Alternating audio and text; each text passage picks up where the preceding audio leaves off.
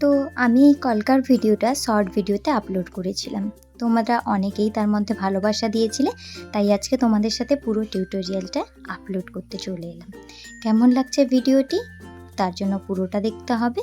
আর ভালো লাগলে like, comment, share এবং চ্যানেলটিকে সাবস্ক্রাইব করে দিও যদি নতুন হয়ে থাকো। প্রথমেই আমি একটা ফ্লাওয়ার মোটিভ করে নিচ্ছি। ডট দিয়ে ইউ সেকশনের কিছু পাপড়ি অ্যাড করছি।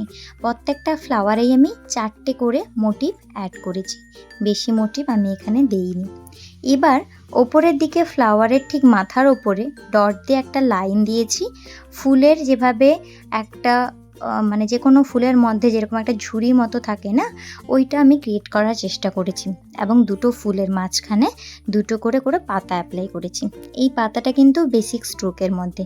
তোমরা যারা বেসিক বা অ্যাডভান্স স্ট্রোক না জানো, আমার প্রিভিয়াস ভিডিওগুলো দেখে আসতে পারো, তাহলে তোমাদের আশা করছি হেল্প হবে। এবার প্রত্যেকটা ফুলের পাপড়িকে আমি ভালোভাবে সাদা ফেব্রিক দিয়ে ঢেকে দেব বা সাদা ফেব্রিক অ্যাপ্লাই করে নেব। যে কোনো কালার অ্যাপ্লিকেশনের আগে যদি তোমরা হোয়াইট ফেব্রিক দিয়ে এভাবে একটা বেস কালার করে নাও, তাহলে কালারের পিগমেন্টেশনটা খুব ভালোভাবে বোঝা যায় এবং ফুলটা অনেক হাইলাইটেড হয়। তাই আমি এখানে খুব সুন্দরভাবে আগে হোয়াইট কালার দিয়ে প্রত্যেকটা পাপড়িকে ভালোভাবে ঢেকে নেব বা কোট করে নেব।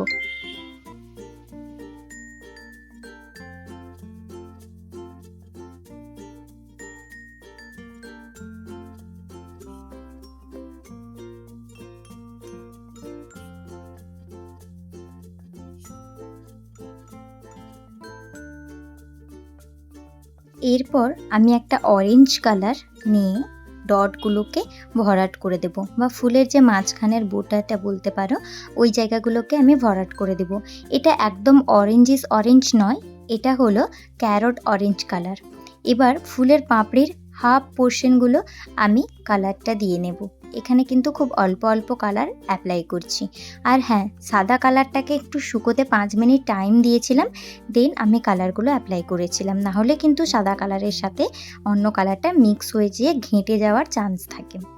এরপর আমি একদম মাস্টার্ড ইয়েলো কালার একটা নিয়েছি এবং ফুলের যে বাকি পাপড়িগুলো, মানে যে অর্ধেকটা কালার করার পরে বাকি অর্ধেকটা থাকছে, ওই অর্ধেকটা আমি ফিল করে দেব। দেখো, এই অবস্থাতে আমি কিছুক্ষণ রেখেছিলাম কারণ কালারটা শুকিয়ে নেওয়ার জন্য। কালারটা শুকোলে দেন আরেকটা কালার আমি অ্যাপ্লাই করেছিলাম। তোমরা এইভাবেও করে রাখতে পারো বা দুটো কালারও ইউজ করতে পারো। তো বাকি আর দুটো কালার আমি সুন্দরভাবে ইউজ করে নিচ্ছি মাথার দিক থেকে, এবং দুটোর যে মিক্সিং লাইনটাকে একটু তুলি দিয়ে টেনে দিচ্ছি যাতে ওখানে কোনো হার্শ লাইন না বোঝা যায়। এরপর আমি পাতাগুলোতে গ্রিন কালার দিয়ে কলকাটা কমপ্লিট করেছি। কেমন লাগলো এই ছোট্ট একদম সুন্দর বিউটিফুল একটা কলকা, তোমরা কিন্তু জানাতে ভুলো না। আর নেক্সট কী টাইপের ভিডিও দেখতে চাও সেটাও কিন্তু আমাকে অবশ্যই জানিও। পুজো মেকআপের সিরিজ আসতে চলেছে সেপ্টেম্বরের 15 তারিখ থেকে, তাই অবশ্যই তোমরা চ্যানেলটিকে সাবস্ক্রাইব করে রেখো নতুন নতুন মেকআপ ভিডিও একদম ফ্রিতে শেখার জন্য। দেখা হচ্ছে পরবর্তী কোনো ভিডিওতে। ভালো থেকো, সুস্থ থেকো, টাটা।